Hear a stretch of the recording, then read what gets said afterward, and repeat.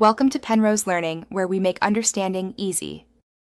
You begin by creating a canvas that matches your final output. Pick a preset or enter DPI and aspect ratio because print versus screen needs differ. Once done, import a reference image into a layer and set its opacity so you can trace or sample colors without obscuring work. Make sure you choose and pre-configure 3-5 brushes, pencil, flat, texture, and enable the stabilizer for cleaner strokes so your lines feel controlled from the first mark. You now block in major shapes on separate folders to keep elements editable. This reduces rework when proportions need adjusting.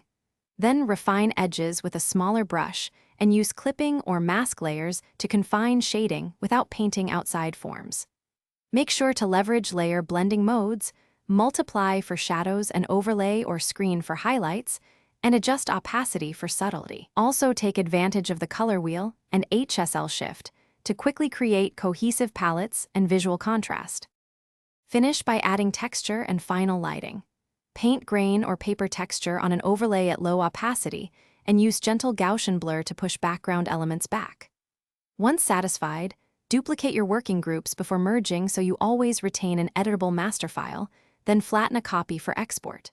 For delivery, export PNG for lossless web images or JPG at about 80% for smaller file size.